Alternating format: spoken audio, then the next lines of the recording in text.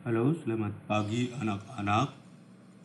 Selamat berjumpa lagi dalam pembelajaran kita selanjutnya, yaitu pembelajaran agama Kristen.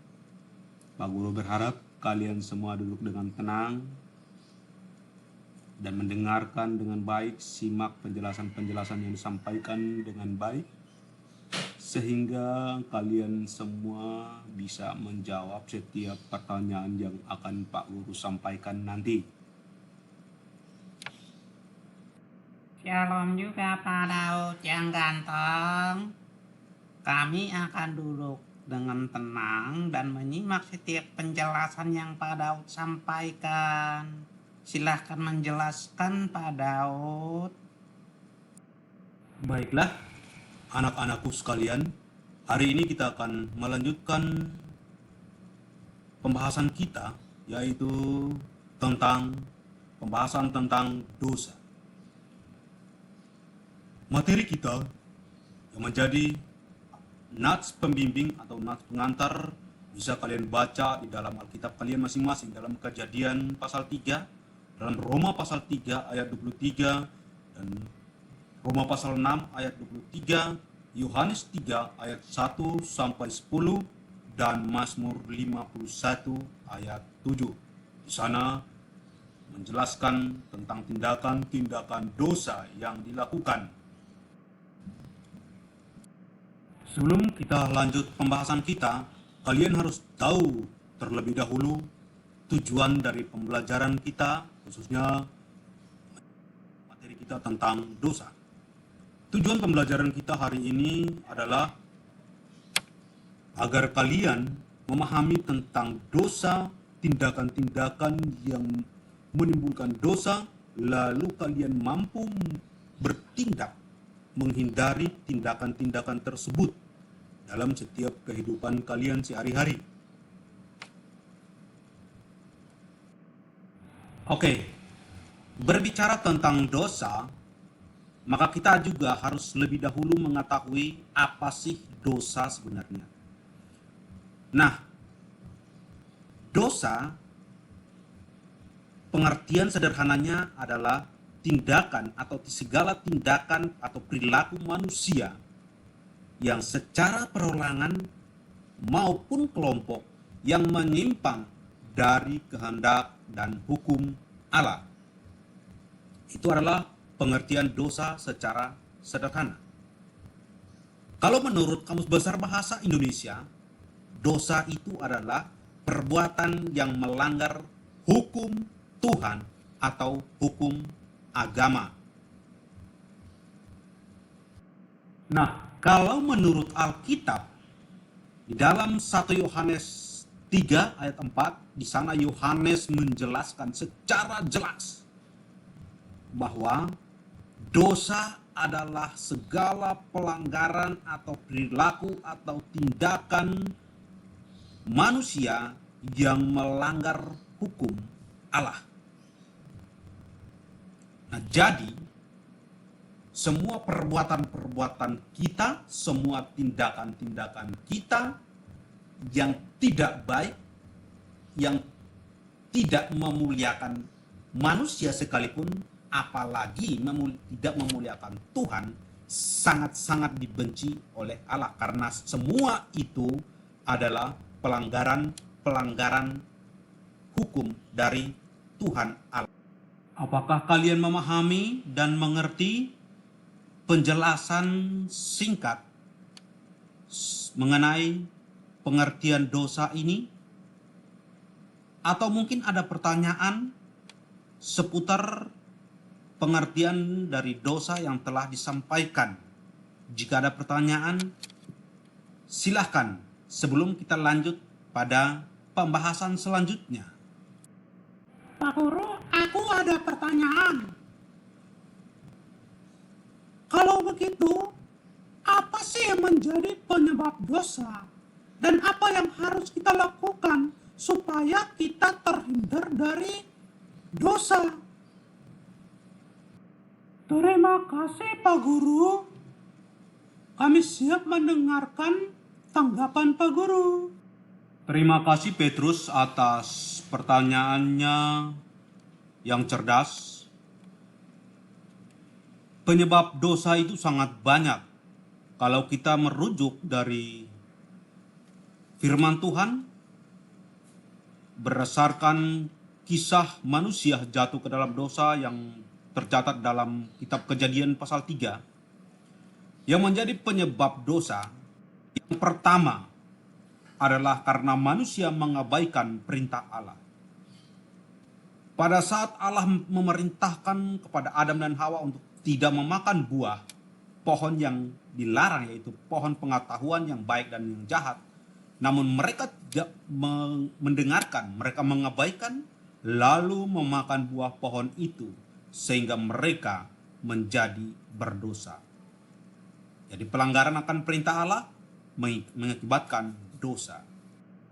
Pak Guru, kalau begitu apa yang menjadi perintah Allah yang harus kami lakukan supaya terhindar dari dosa? Nah, yang menjadi perintah Allah, dengarkan baik-baik ya Petrus dan teman-teman. Yang pertama adalah akuilah Tuhan Allahmu. Artinya kita harus mengakui Tuhan Yesus Allah kita sebagai juru selamat kita dengan sungguh-sungguh, dan sebagai sang pencipta kalik langit dan bumi. Itu adalah perintah Allah yang pertama yang harus kita lakukan. Yang kedua, jangan membuat patung yang menyerupai apapun, atau dalam pengertian sederhananya, jangan kita mendewakan apapun yang ada di dunia ini. Jangan kita menyembah berhala. Jangan kita menganggap segala sesuatu yang ada di dunia ini atau apa yang kita punya melebihi Allah itu sendiri. Nah, yang menjadi perintah Allah, dengarkan baik-baik ya Petrus dan teman-teman. Yang pertama adalah akuilah Tuhan Allahmu. Artinya kita harus mengakui Tuhan Yesus Allah kita sebagai juru selamat kita dengan sungguh-sungguh, dan sebagai sang pencipta kalik langit dan bumi. Itu adalah perintah Allah yang pertama yang harus kita lakukan. Yang kedua, jangan membuat patung yang menyerupai apapun, atau dalam pengertian sederhananya, jangan kita mendewakan apapun yang ada di dunia ini. Jangan kita menyembah berhala. Jangan kita menganggap segala sesuatu yang ada di dunia ini atau apa yang kita punya melebihi Allah itu sendiri. Hukum yang ketiga yang harus kita ingat dan kita lakukan, kita taati, yaitu jangan menyebut nama Tuhan Allahmu dengan sembarangan. Lalu yang keempat, ingatlah dan kuduskanlah hari Sabat. Artinya kalau hari Minggu jangan dipergunakan untuk kegiatan lain, tapi harus beribadah. Ingatlah hari Tuhan, hari untuk beribadah kepada Tuhan. Hukum yang kelima adalah hormati ayah dan ibumu.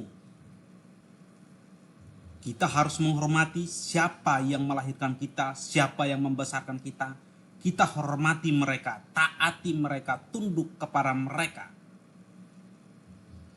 Itu adalah hukum yang kelima yang harus dilakukan oleh kita semua.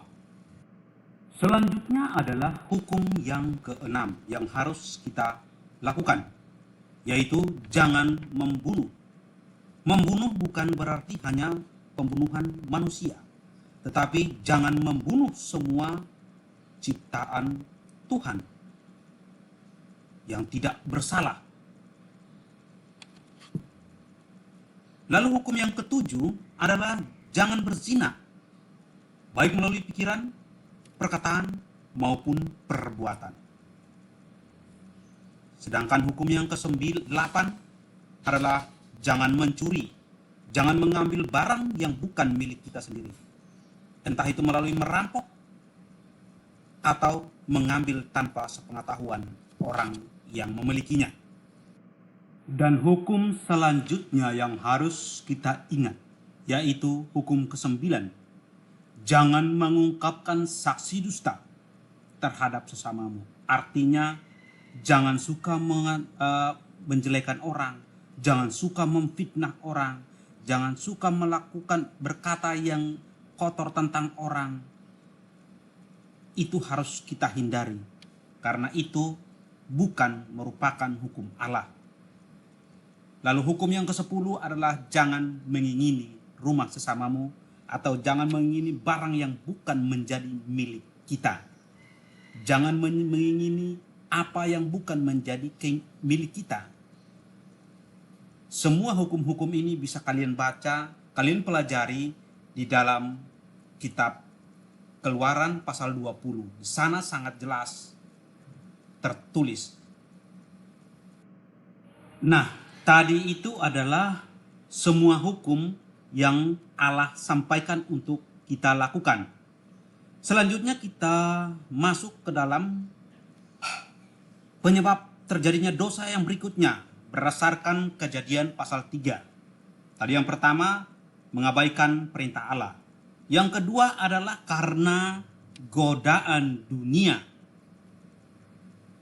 Banyak sekali godaan yang terjadi di dunia ini membuat kita bahkan atau manusia tergoda dan meninggalkan Allah.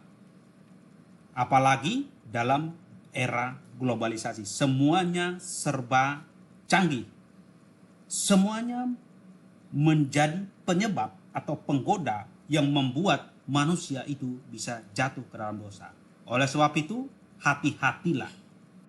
Demikian juga dalam setiap kehidupan kita umat manusia. Apabila kita melakukan segala sesuatu dengan mengedepankan keinginan daging kita, maka itu adalah tindakan dosa yang kita lakukan.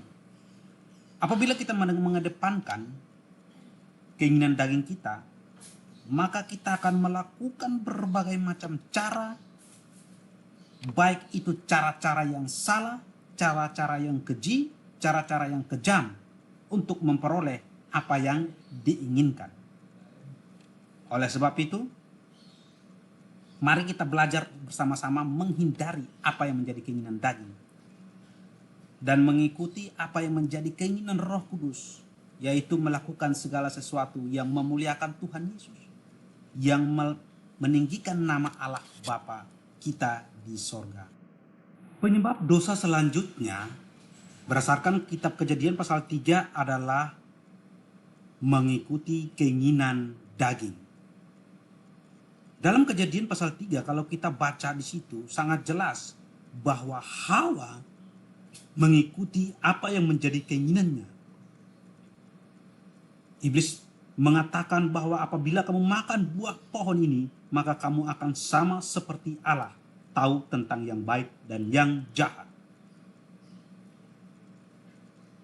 Hal itu yang mempengaruhi Hawa sehingga dia ingin sama seperti Allah. Dia ingin apabila dia seperti Allah, dia akan sanggup melakukan segala sesuatu yang mustahil. Sehingga dia memakan buah pohon itu, buah pohon yang dilarang, dan menjadi berdosa. Oleh sebab itu, anak-anakku sekalian, mari kita belajar untuk menghindari semua tindakan-tindakan yang dapat menimbulkan dosa. Semua tindakan-tindakan yang melanggar perintah dari Allah itu sendiri. Dan selalu melakukan semua tindakan-tindakan yang menyenangkan hati Tuhan. Semua tindakan-tindakan yang menyukakan hati Tuhan Yesus. Menyenangkan hati Allah Bapa kita. Dengan demikian, maka kita akan selalu terhindar dari dosa. Roh Kudus akan membantu kita, mengingatkan kita untuk selalu menjauhkan segala tindakan dosa dan melakukan segala apa yang diperintahkan oleh Tuhan dalam kehidupan manusia. Sampai di sini sudah cukup mengerti anak-anak atas penjelasan kita hari ini? Mengerti Pak Guru. Terima kasih atas penjelasannya. Mulai hari ini kami semua belajar untuk melakukan apa yang Tuhan mau dan menjauhkan semua tindakan perilaku yang Tuhan tidak inginkan. Terima kasih Pak Guru. Tuhan Yesus memberkati Pak Guru. Baiklah anak-anakku, karena waktu kita sudah selesai, maka kita akan berjumpa lagi di minggu depan. Tugas akan Pak Guru lampirkan pada menu tugas pada media pembelajaran classroom. Oleh sebab itu, Pak Guru berharap kalian semua harus mengerjakannya dengan jujur, mengerjakannya dengan teliti, dengan benar, dan mengirimnya sebelum waktu yang ditetapkan berakhir. Terima kasih. Tuhan Yesus memberkati kalian semua. Tetap sehat-sehat semua ya anak-anakku. Oke Pak Guru, sampai jumpa di minggu depan. Tuhan Yesus memberkati juga ya Pak Guru.